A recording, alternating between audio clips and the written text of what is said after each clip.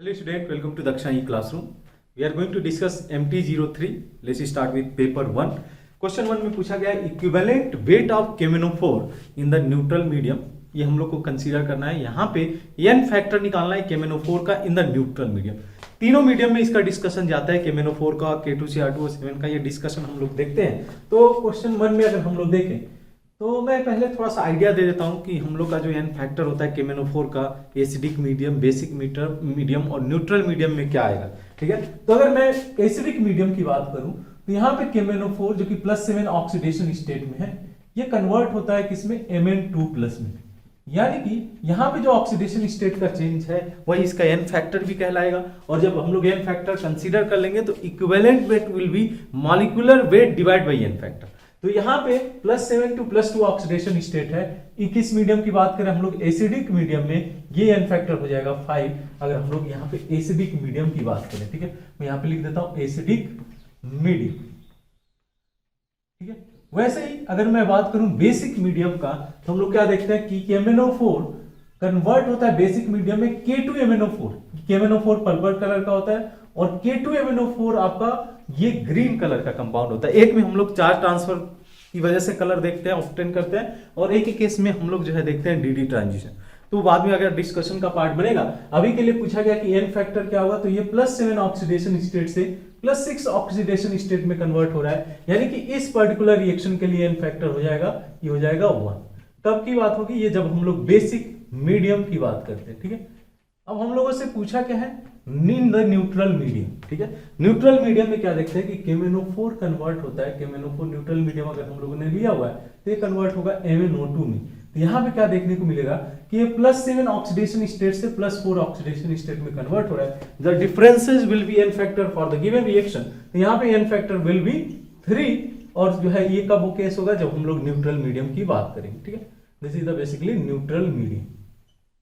हमसे क्या क्वेश्चन के अंदर क्या पूछा है कि equivalent weight of KMnO4 in the neutral medium will be. क्या हो जाएगा, simply molecular weight divide by n factor will give the equivalent weight of KMnO4 in the neutral medium. तो यहाँ पे हम लोग मॉलिक्यूलर मींस अगर हम लोग कंसीडर करें equivalent weight of KMnO4 in neutral medium.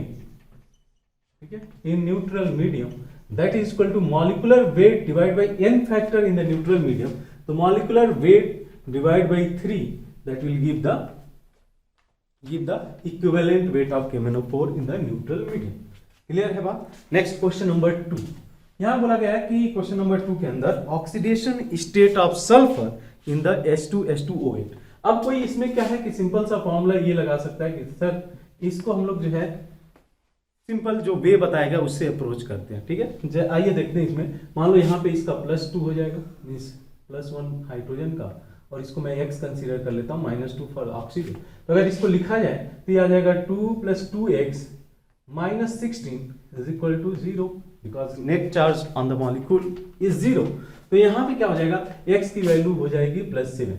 अब हम लोग को पता है कि ये ऑक्सीडेशन स्टेट तो नहीं है, maximum oxidation state for the sulphur will be +6. यानी कहीं ना कहीं इस क्वेश्चन में घपला है. जो हम लोग यहाँ पे -2 मान रखे हैं ऑक्सीजन का, वहां पे प्रॉब्लम होगा. यहाँ कहीं ना कहीं पेरोक्सी लिंकेज होने की एक अच्छी खासी पॉसिबिलिटीज है. जैसे एक और में इसको बोला जाता है मार्शल एसिड. आगे चल के हम लोग पढ़ेंगे सल्फर कंपाउंड में. एक और होता है कैरो एसिड. यहाँ पे भी अगर ऑक्सीडेशन स्टेट कैलकुलेट करते हो तो यहाँ पे आ जाएगा +8, जो कि पॉसिबल नहीं है क्योंकि sulphur will have the highest oxidation state will be +6. यानी कि कहीं ना कहीं इन दोनों कंपाउंड के अंदर क्या सिमिलरिटीज होगी कि they will contain peroxy linkage. यहाँ पे पेरोक्सी लिंकेज प्रेजेंट होगा. अब मैं स्ट्रक्चर की बात करूं, स्ट्रक्चर से थोड़ा और आइडिया क्लियर हो जाएगा. यानी कि यहाँ पे ये +7 ऑक्सीडेशन स्टेट में ना होकर के +6 ऑक्सीडेशन स्टेट में होगा. यहाँ पे मैं बात करूं तो यहाँ का ऑक्सीडेशन स्टेट +8 निकल के आएगा, क्योंकि वंस अगेन ये वायलेट करता है हाईएस्ट जो oxidation state for the sulphur will be +6. यानी कि कहीं ना कहीं घपला है. समझ में आ रहा है कि जो ऑक्सीजन है सभी के सभी ऑक्साइड फॉर्म में नहीं है, कुछ जो है पेरोक्साइड फॉर्म में भी होंगे. ठीक है, तो वही चीज यहाँ पे देखने को मिलता है. अब मैं इसको आइडिया लगा सकता हूँ कि हाँ इस कंपाउंड के अंदर पेरोक्साइड लिंकेज प्रेजेंट है. चलिए आइए देखते हैं. ये हमारा कंपाउंड है, इसको हम लोग बोलते हैं मार्शल एसिड, इसको बोलते हैं कैरो एसिड, इसको बोलते हैं मार्शल एसिड. यहाँ पे अगर ऑक्सीडेशन स्टेट अगर आप कैलकुलेट करो स्ट्रक्चर से देख के, तो यहाँ पे इसके लिए -2 जाएगा, -2 जाएगा, इसके लिए हम लोग जो है कंसीडर करें तो -1 और यहाँ पे -1 देख सकते हो कि net oxidation state for each sulphur will be +6, here similarly it will be +6। तो answer will be for this question will be 6। ठीक है, इस क्वेश्चन में हम लोग का 3 था बिकॉज हम लोग से n फैक्टर पूछा हुआ था। नाउ देख सी द क्वेश्चन नंबर 3। ये भी एक अच्छा सा प्रॉब्लम है। क्वेश्चन नंबर 3 के अंदर क्या दिया हुआ है, 3 volume of oxygen were exploded with 1 volume of gaseous organic compound containing C, carbon, hydrogen and oxygen produce 3 volume of steam and 2 volume of CO2. Find the number of oxygen atom present in 1 molecule of organic compound. तो यहाँ पे ये ईडियोमेट्री का एक simple सा problem है। ईडियोमेट्री में basic concept ये है कि volume of the corresponding reactant और product will be proportional to the volume because of the Avogadro law. तो यहाँ पे मैं जस्ट एज्यूम कर लेता हूँ molecular formula of the given organic compound is CXHYOZ, क्योंकि इसको मानने में कोई प्रॉब्लम नहीं है, 3 वेरिएबल है, लेकिन 3 इक्वेशन भी चाहिए होगा। देखते हैं कि क्या क्या डेटा दे रखा है, उसके बेसिस पे हम लोग इसको कंसीडर कर लेंगे। तो ठीक है, इसको मैं ऑक्सीजन के साथ रिएक्शन करा रहा हूं। It is going to produce x mole of CO2 plus y/2 moles of H2O। ठीक है, अब ऑक्सीजन को बैलेंस करना है तो सिंपली देख सकते हैं कि 2x यहां से आ गया, मींस बेसिकली x आ जाएगा क्योंकि हम लोग को O2 करना है। तो x plus y/4 minus z, because आप क्या करोगे, z से माइनस करोगे ना तभी तो आएगा, z से माइनस करना पड़ेगा। तो यहां पे अगर देखो तो ये हो जाएगा expression x plus y/4 minus z/2, because z/2 इसको 2 से मल्टीप्लाई करोगे तब z आ जाएगा। तो ये बैलेंस हमारे पास एक्सप्रेशन आ गया। अब इंफॉर्मेशन क्या दे रखा है क्वेश्चन के अंदर कि देखिए आप इंफॉर्मेशन दे रखा है 3 वॉल्यूम ऑफ ऑक्सीजन, यानी कि एक तो रिलेशन ये बन के आ जाएगा x plus y/4 minus z/2 equal to 3, because 3 volume of oxygen we are taking. मतलब कंसीडर कर सकते हो 3 moles, it is going to react with the 1 mole and it is going to produce this much amount of CO2 as well as the stream. ठीक है, अब यहाँ पे 3 volume of stream is produce, 3 volume of stream is produce means y/2 equal to 3, that will give y equal to, that is give y equal to 6। Correct. Another information they have shared that 2 volume of CO2 means x is equal to 2। अब यहाँ पे 2 information चाहिए आ गया है, लेकिन हम लोग को चाहिए z की value because they have asked how many oxygen atoms are present in the per molecule of the given organic compound. तो यहाँ पे x की वैल्यू आप रख दो 2, y की वैल्यू रख दो 6/4 और यहाँ पे z की वैल्यू हम लोग को कैलकुलेट करनी है। क्लियर है बात। अब देखो आप कैलकुलेशन ले जाओ, इसको z/3 को इधर में लेते आऊं तो ये निकल के आएगा रिलेशन 3 - 1 और इसको अगर मैं इधर से ले जाऊं तो ये हो जाएगा 2/4, यानी कि 1/2 equal to z/2, that means z equal to 1। ठीक है, तो 1 oxygen atom will be present in each molecule of the given organic compound. ठीक है, तो 1 will be correct answer for the question number 3।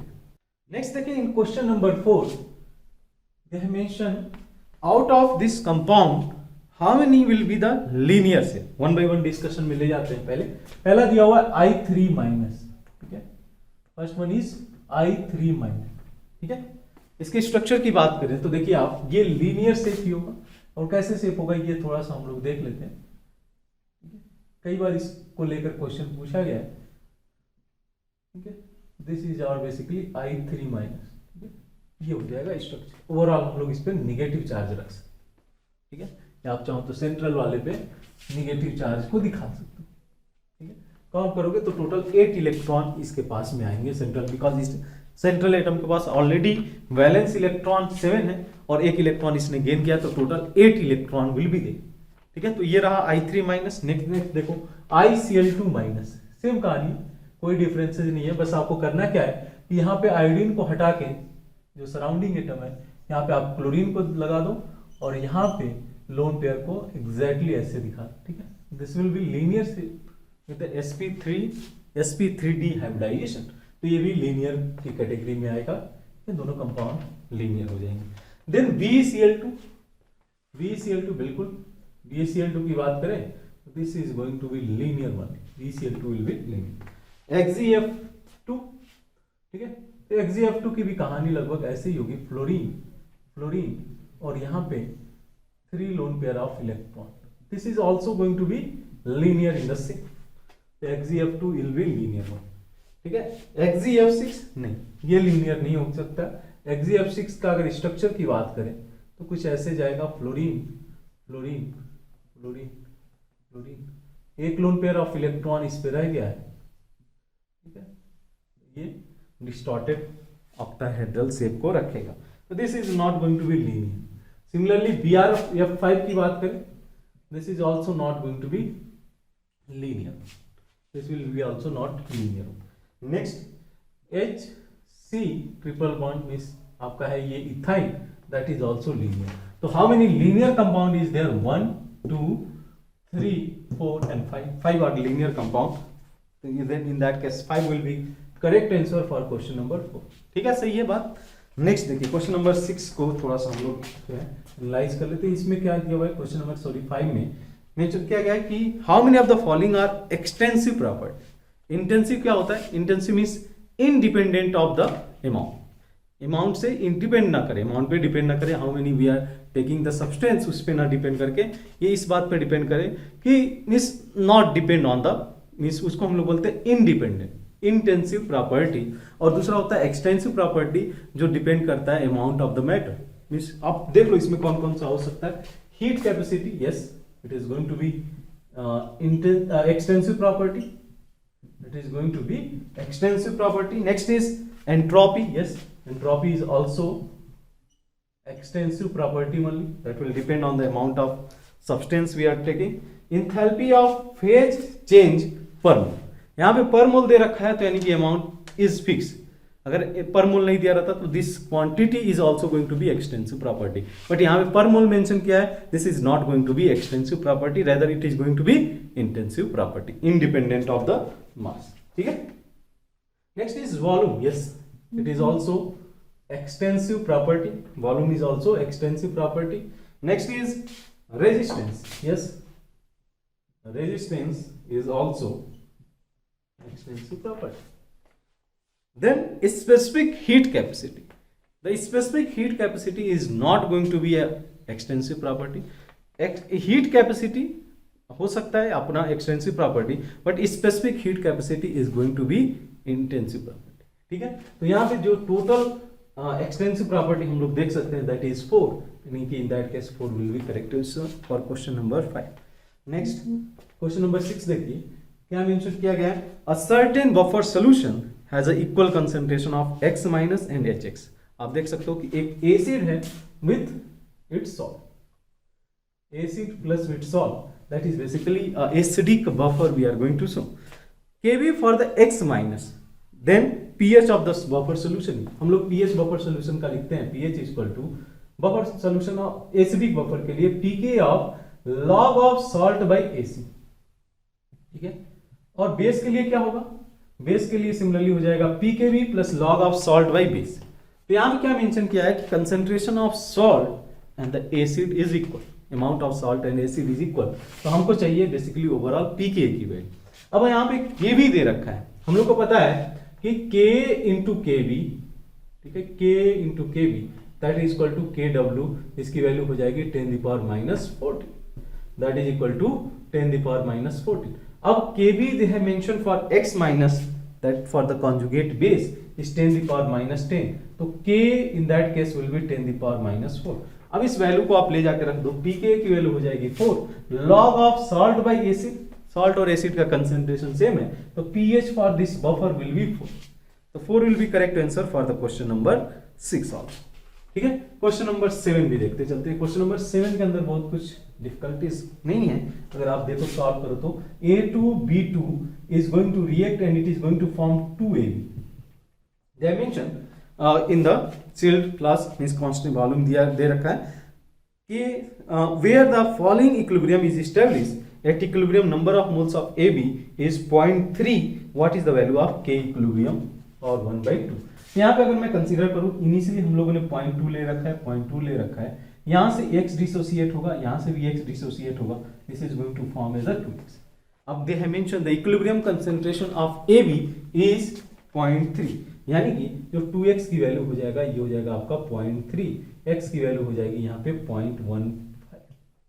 ठीक है, अब इसको आप माइनस कर दो, x की वैल्यू को माइनस कर दो, तो ये हो जाएगा 0.05, ये हो जाएगा 0.05 और ये हो जाएगा आपका 0.3।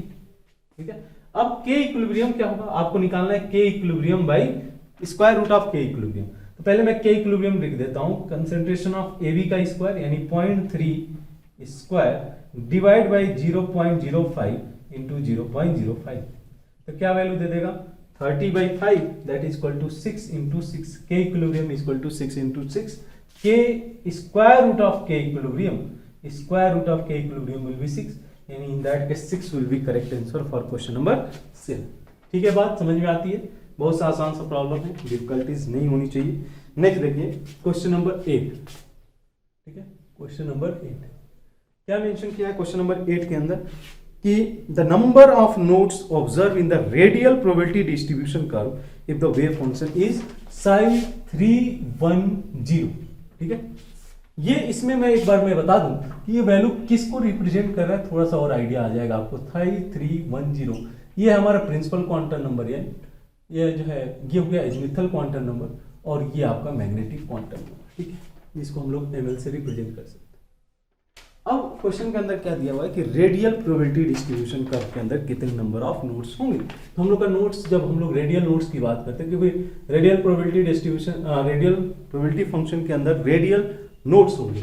ठीक है, तो रेडियल नोड्स का जो फॉर्मूला सिंपली आता है that is equal to n minus l minus 1, n की वैल्यू 3, l की वैल्यू -1 यानी -1, ये हो जाएगा 1 will be total number of radial nodes in the given psi function means radial probability distribution curve. ठीक है, 1 will be answer for question number 8। ठीक है, सिमिलरली हम लोग क्वेश्चन नंबर 9 की बात करें तो क्वेश्चन नंबर 9 में मेंशन किया गया है which type of PV variation will explain the minimum work, जहां पे मैग्नीट्यूड हम लोग को केवल कंसीडर करना है और वर्क डन जो 0 है उसको नहीं कंसीडर करना है क्वेश्चन नंबर 9 के अंदर। तो एक बार मैं इसको देखकर बना दूं, देखो आप P वर्सेस V का जो कर्व होता है, जो एरिया अंडर कर्व होता है, वो देता है वर्क डन। तो यहाँ पे अगर मैं बात करूं पहला D प्रोसेस जो कि आइसोकोरिक प्रोसेस है, तो वर्क डन विल बी 0। ठीक है, वर्क डन विल बी 0।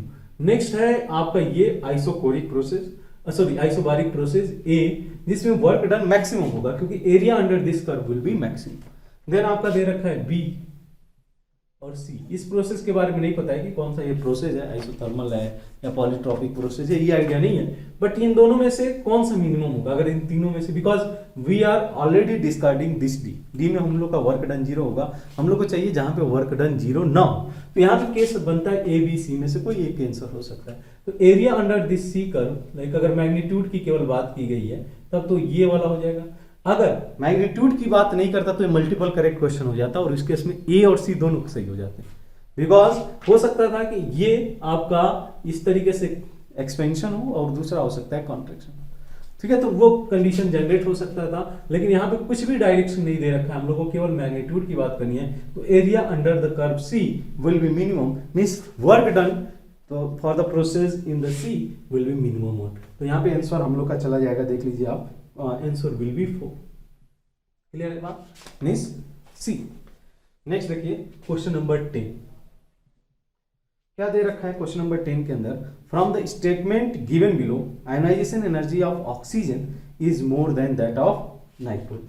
तो ऑक्सीजन की बात करें तो कॉन्फ़िगरेशन जाता है 2p4 और नाइट्रोजन की बात करें तो 2p3 है। ठीक है, इसको बोलते हैं हम लोग half filled p orbital which give extra stability to nitrogen. Half filled p orbital this will give extra stability to nitrogen. तो यहाँ पे ionisation energy of oxygen is more than that of nitrogen, ये गलत हो जाता है because of half filled electronic configuration. तो ionisation energy of nitrogen will be greater than oxygen. ठीक है, तो ये स्टेटमेंट इनकरेक्ट है। नेक्स्ट देखिए, electron affinity of nitrogen is higher than that of oxygen, ये भी गलत है बिकॉज यहाँ पे nitrogen once again electron accept नहीं करना चाहेगा। ठीक है, क्योंकि इसके पास already half filled electronic p orbital की वजह से इसको एक्स्ट्रा स्टेबिलिटी मिल रही है, it is not going to gain any electron easily compare to oxygen की बात करें तो electron affinity for oxygen will be greater than nitrogen. यहाँ पे क्या मेंशन किया हुआ है, electron affinity of nitrogen is greater than या higher than that of oxygen, जो कि गलत हो जाता है, ठीक है, अपोजिट होगा।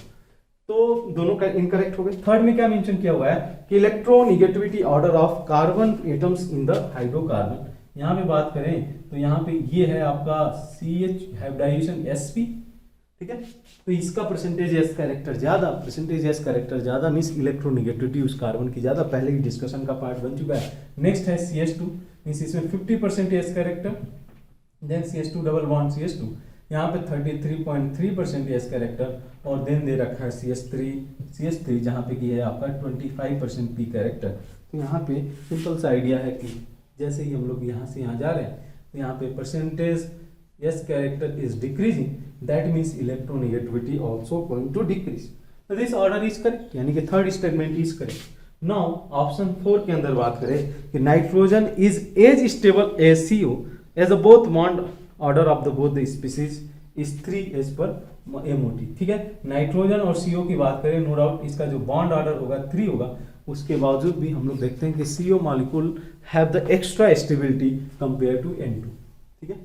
अब इस रीजन को आप जो है अगर आप सजेस्ट करते हो तो ठीक है, otherwise I will comment on the that YouTube video.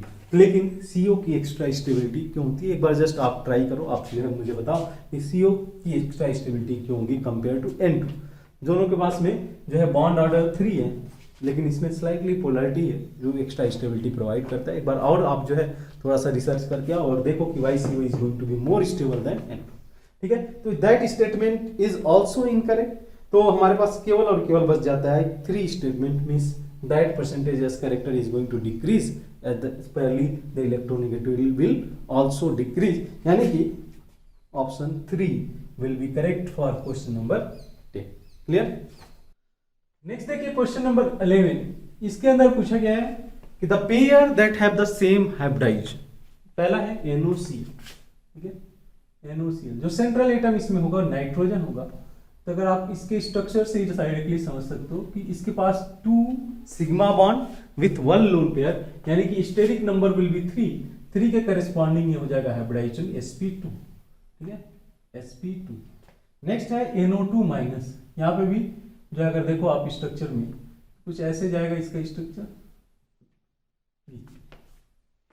NO2 minus, ठीक है।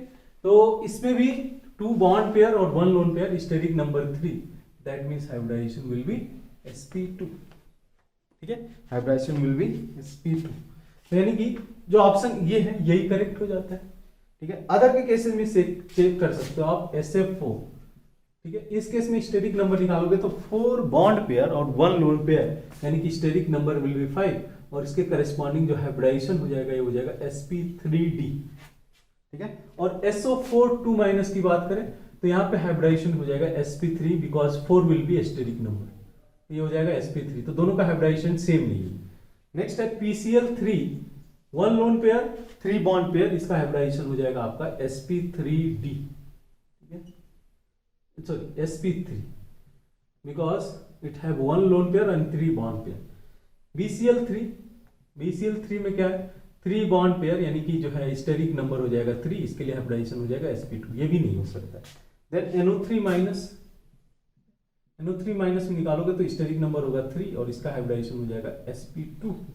जहां तक बात करें BH4 माइनस में 4 बॉन्ड पेयर है, तो 4 के करस्पॉन्डिंग हाइब्रिडाइजेशन हो जाएगा sp3, यहाँ पे भी सेम नहीं है। तो एक ही केस है जिसमें सेम है, that is option A. Option A के लिए हम लोग जा सकते हैं क्वेश्चन नंबर 11, ठीक है।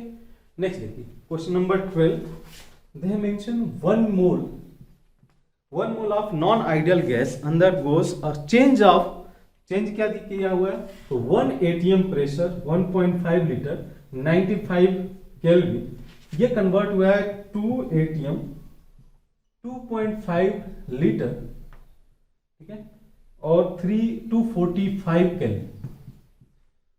When the change in the internal energy is equal to 20 liter ATM del H in kilojoule, यहाँ पे कन्वर्जन आपको ध्यान में रखना है, यहाँ पर लीटर ATM में रखा है, हम लोग को किलोजूल पर मोल में कन्वर्ट करना है। तो देखो आप, तो डेल H को मैं लिख सकता हूं del U plus del PV, ये कंप्लीट एक्सप्रेशन है। हम लोग इसको फाइनली अगर प्रेशर कांस्टेंट होता है तो टी डेल वी लिख देते हैं, वॉल्यूम कांस्टेंट होता है तो वी डेल पी लिख देते हैं, बट ये एक्सप्रेशन निकल के आता है, इसको हम लोग अगर ब्रेक करना चाहें तो लिख सकते हैं del U equal to P2V2 minus P1V1, ये एक्सप्रेशन। डेल यू की वैल्यू क्या है, तो they have mention 20 litre atm, तो 20 लीटर एटीएम को अगर किलो जूल में कन्वर्ट करना है तो 8.314 डिवाइड बाई आपको करना होगा इसमें 0.0821, ठीक है, क्योंकि ये जूल में आएगा, इसको आप 10⁻³ से मल्टीप्लाई कर देना, ठीक है। और जो दूसरा है P2V2 minus P1P1, P2V2 minus P1P1, ये आपका आ जाएगा, या फाइनली आप कन्वर्ट ही कर लेना, ज़्यादा सही रहेगा, इसको आप पहले पूरा कैलकुलेट कर लो। ये हो गया 20 लीटर एटीएम, और P2V2 की बात करें तो 2 × 2.5 that will give 5 minus 1.5 that will be 3.5, यानी कि ये आंसर हो जाएगा 23.5, ठीक है। अब इसको अगर आप कन्वर्ट करते हो इसमें, तो कन्वर्ट कर रहे हो आप किलो जूल पर मोल में, तो मैंने क्या बोला, इसको आप 23.5 को 8.314 से मल्टीप्लाई कर दो और 0.0821 से डिवाइड कर दो इंटू 10⁻³ क्योंकि हम लोग को चाहिए किलो जूल। तो इसके आसपास में कुछ कहानी होगी, पहला आंसर दिया है 5, दूसरा दिया है 4, तीसरा दिया है 2.38, हाँ सही है। अगर ये ऑलमोस्ट कैंसिल आउट हो जाएगा तो आंसर 2.38 के क्लोज आएगा, तो 2.38 हमारा इस केस में आंसर हो जाएगा। Third option will be correct for question number 12, ठीक है। नाउ क्वेश्चन नंबर 13, ठीक है, 13 के अंदर क्या मेंशन किया गया है कि pK of weak acid is 4.8 and pKb of weak base, ठीक है, pK they have mention pKb of weak base is 4.78, the pH of the aqueous solution of corresponding BA solution. ये तो बहुत सिंपल हो जाता है, बिकॉज हम लोग अगर ये देखें salt of weak acid, hydrolysis of salt acid with the weak acid of salt, weak acid plus weak base, salt of weak acid and weak base, वहां पे जो एक्सप्रेशन निकल के आता है पीएच इक्वल टू 7 + 1/2, जिसका वैल्यू ज्यादा होगा उसको आप रख दोगे, पीके यहाँ पे ज्यादा है तो पीके माइनस पीकेबी, ये एक्सप्रेशन आ जाएगा। तो 7 + 1/2, पीके दे हैव मेंशन 4.8 माइनस 4.78 जो कि वैल्यू हो जाएगी 0.02 डिवाइड बाई 2 जो कि हो जाएगा 0.01, यानी कि पीएच विल बी 7.01।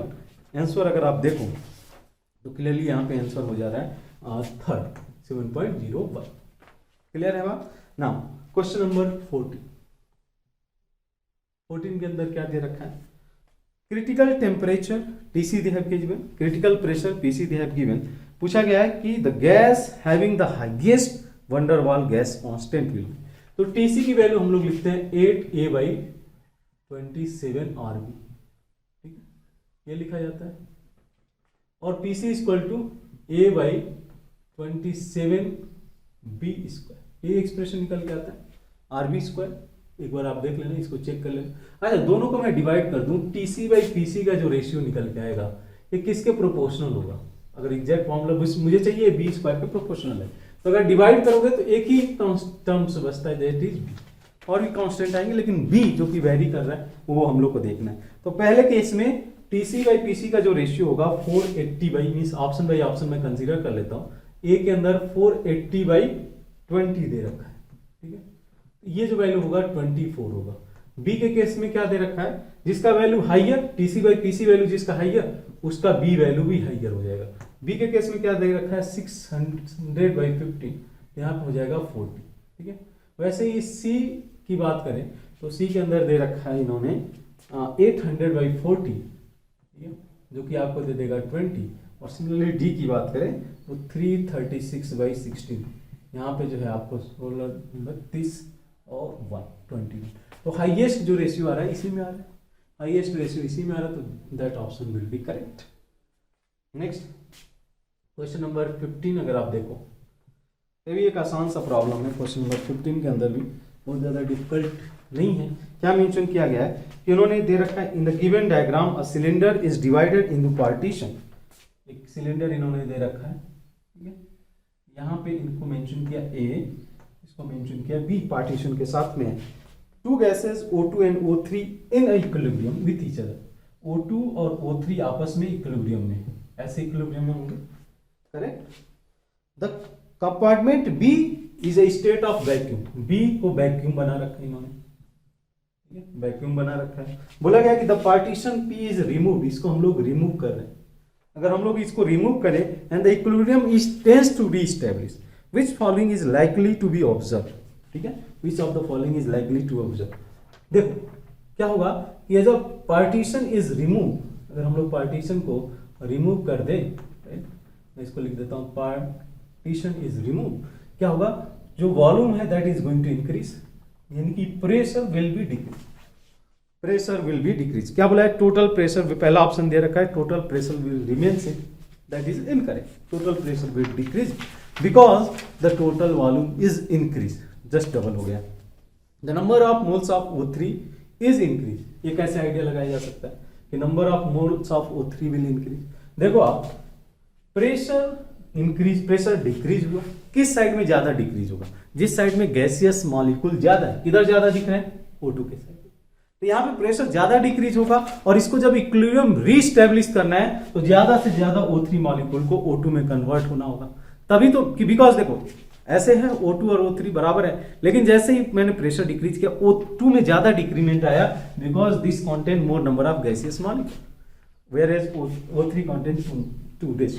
तो यहाँ पे basically reaction equilibrium will shift in the backward direction. अगर इस रिएक्शन को लिखें, O3 is going to consume and it is going to convert into O2। तो यहाँ पे number of moles of O3 will increase, that is incorrect. Number of moles of O3 is decrease, that is correct. तो third option will be correct. Fourth भी देख लेते हैं, number of moles of O3 remain same, that is once again incorrect. ठीक है, बात समझ में आती है, इतनी बहुत क्रिस्टल क्लियर है। Third option will be correct for question number 5। ठीक है, अदर भी देखते चलते हैं। क्वेश्चन नंबर 16 के अंदर क्या दे रखा है, ठीक है, 16 के अंदर बोल रखा है इन्होंने, equivalent weight of S3PO4 when it disproportionate to PS3 and S3PO3। तो दो चेंजेज हैं, S3PO2 जो कि चेंज हो रहा है कितने में, ये चेंज हो रहा है PS3 में।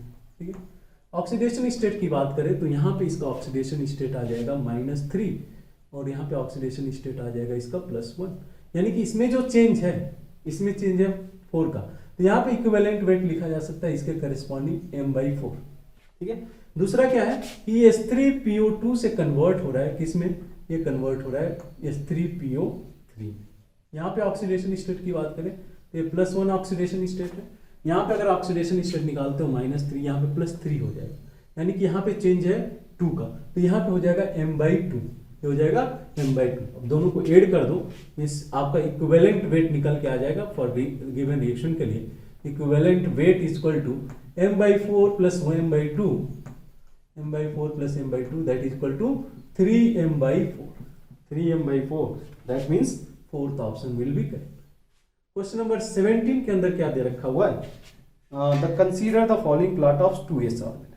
ठीक है, क्या क्या प्लॉट दे रखा है। ठीक है, यहाँ पे पहला देखो आप, तो ये फंक्शन ऐसे कुछ दे रखे हैं 2s में। ठीक है, ये किसको रिप्रेजेंट कर रहा है, ये पूछा गया आपसे क्वेश्चन के अंदर। ये पहला फंक्शन 2s के करस्पॉन्डिंग, देन यहाँ पे सेकेंड में रिप्रेजेंट करूँ तो सेकेंड को कुछ ऐसे दे रखा है। हम लोग को पता है कि 2s के अंदर एक रेडियल नोड होगा, 2 - 0 - 1 रेडियल नोड विल रिप्रेजेंट। यहाँ पे देखोगे रेडियल नोड नहीं है, बट यहाँ पे रेडियल नोड है। ठीक है, तो ये साई फंक्शन को रिप्रेजेंट कर सकता है। इसी का मैं स्क्वायर कर दूं तो हो जाएगा साई स्क्वायर। अच्छा, एक और इन्होंने मेंशन कर रखा है, आप देखो ध्यान से, ये है कुछ इस तरीके से फंक्शन लाइक दिस, ये हो गया। अब देखो इस क्वेश्चन में क्या है कि ये स्टार्ट यहां से आ रहा है, ये स्टार्ट 0 से हो रहा है। कब होगा, जब आप इसको फंक्शन को, साई स्क्वायर फंक्शन को 4πr² से मल्टीप्लाई कर दोगे। तो ये जो एक्सप्रेशन दिखाता है, ये दिखाता है psi square into 4πr, psi square into 4πr²। तो यहाँ पे पहला है साई स्क्वायर, फिर साई फंक्शन है, and then 4πr² psi square, यानी कि second option will be correct for question number 17। ठीक है, second option will be correct for question number 7। ठीक है, लास्ट क्वेश्चन भी देख लेते हैं हम लोग, क्वेश्चन नंबर 18 भी देख लेते हैं, क्या दे रखा है क्वेश्चन नंबर 18 में। Suppose a particle has the 4 quantum number such that permitted value are given below. यहाँ पे n की वैल्यू 1, 2, 3 हो सकती है, l की value n-1, n-3, n-5, but no negative number नहीं हो सकता। ठीक है, जे की वैल्यू है इस एल प्लस 1/2 और L minus 1/2 if latter is not negative. ठीक है, अगर मतलब लेटर वाला निगेटिव नहीं होता है, मीन्स एल प्लस 1/2 निगेटिव नहीं होता है, तब हम लोग जो है कंसीडर कर सकते हैं L minus 1/2 if latter is not negative. ठीक है, नेक्स्ट इसका मतलब क्या हुआ? ठीक है, तो जो लास्ट वाला है वो अगर निगेटिव नहीं है तो इन दैट केस देखो इन दोनों में से कोई होगा। ठीक है, अगर एक को पॉजिटिव अगर हम लोग कंसीडर करें तो नेक्स्ट है -j to d in the integral value to j। तो n की वैल्यू 2 दे रखा है, n इज इक्वल टू 2। तो यहाँ पे l की वैल्यू क्या हो जाएगी? l की वैल्यू हो जाएगी 2 - 1 यानी कि 1 हो जाएगी। करेक्ट। अब j की जो वैल्यू है, j क्या हो जाएगा? j आप देखो, पहला अगर मैं रखूं तो ये 3/2 होगा। ठीक है, दूसरे के केस में ये 1 - 1/2 दैट इज इक्वल टू 1/2। अब क्या बोला है? em की वैल्यू -j से लेके +j के बीच में। तो -j से लेके मीन्स अगर मैं कंसीडर करूं जितने भी इंटीग्रल स्टेप है उसको आपको कंसीडर करना होगा। देखो तो ये हो जाएगा -3 मतलब अगर इसके इंटीग्रल वैल्यू की बात करें -3/2, बिकॉज ये निगेटिव नहीं हो रहा है। जब निगेटिव नहीं है तो इसको हम लोग कंसीडर कर सकते हैं 3/2 को। तो -3/2 से लेके +3/2 में जो नंबर ऑफ एम वैल्यू होगी मीन्स ऑर्बिटल मीन्स रिप्रेजेंट किए जाएंगे। तो यहाँ पे आपका आ जाएगा, देखो आप -1.5 होगा तो -1 हो जाएगा, 0 हो जाएगा और +1 हो जाएगा, ये चीज। ठीक है, तो यानी कि ये 3 ऑर्बिटल बन के आएंगे। अब इसमें क्या बोला गया है? How many particles could be fitted, यानी कि 3 ऑर्बिटल है और इसमें हर ऑर्बिटल में जो है कितने जाएंगे? 2 पार्टिकल्स जाएंगे। तो total 6 particle will be present in this case. ठीक है, आप इसको एक बार ट्राई करो, समझो इस चीज़ों को। तो यहाँ पे हम लोग का जो है ये पेपर 1 खत्म होता है। पेपर 2 भी हम लोग डिस्कशन रखेंगे। आप आई होप कि आपने ये पेपर अच्छे से किया होगा। Few question are difficult but most of the question are easy to attempt. यहाँ पे कॉन्सेप्ट बहुत ज़्यादा डिफिकल्ट नहीं है। ठीक है, तो ट्राई करो आप जो है, फिर हम लोग देखते हैं paper number 2। All the best.